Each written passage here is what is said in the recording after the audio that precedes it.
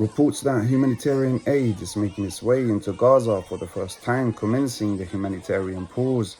Hundreds of casualties are also reported to have been killed due to the Israeli bombardment. The Labour leader Keir Starmer met Sheikh of Qatar earlier this morning. This follows King Charles's meeting with the Qatari Emir yesterday. The Colombian president has strongly criticized Israel's bombardment on the Gaza Strip and accused Netanyahu's practices with Nazism. With over 700 Palestinian civilians reported to have been killed during the past 24 hours alone, Cuba and Qatar were quick to reiterate their demands for an immediate ceasefire, calling for the war to stop immediately. Houthi Yemenis target 2 Israeli ships. Today, on the 3rd of December, the Iranian regime-backed proxy targeted 2 ships in the Red Sea. The outcome of the ships remain unclear. This does, however, follow up the hijacking of an Israeli cargo ship 2 weeks ago. This news follows a broadcasted Pentagon and Al Jazeera intel where it states that missiles and drones were launched today from Yemen. The president of Turkey slams Netanyahu in a conference speech. Moments ago, on the 4th of December, Erdogan publicly outlined that Netanyahu will forever be known in history as the butcher of Gaza, and that Turkey is preparing to take the Israeli Prime Minister to the International Criminal Court, alongside all his accomplices that participated with the so-said Gaza massacres. Follow for more impartial journalism. Reuters published that a Turkish intelligence governmental figure stated that Turkey warned Israeli intelligence against any assassination attempts on its sovereignty of land.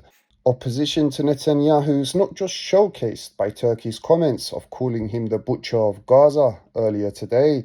Several Jewish Israeli political hierarchies, such as Yair Lapid, have openly criticized the Israeli Prime Minister, calling for him to leave hours ago.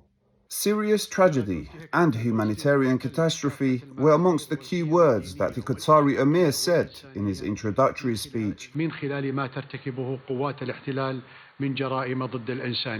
Hosting a meeting with his Gulf Council counterparts in Doha and attended by Saudi Arabia's Crown Prince and further hierarchy of Arab leaders, the public speech of the meeting talked intensively about Gaza's issues, emphasizing that the Israeli occupation is committing crimes against humanity.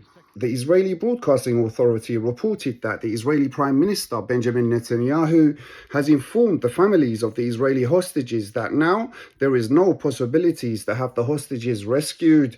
Many Israeli families were reported to have exited the meeting with the Prime Minister angrily, with several of the previously detained hostages reported to have said that the Israeli aggression on Gaza nearly resulted in their deaths. Nicaragua, the country of Central America, describes the Israeli attacks on Gaza as brutal. Today, its Foreign Minister Denis Moncada visited Ramallah in the West Bank and met with the Palestinian people. Nicaragua was quick to join the anti-Netanyahu political powers surrounding its sovereignty, joining forces with its neighbors of Cuba and Colombia in calling that Netanyahu's constant bombardment of Gaza is illegal.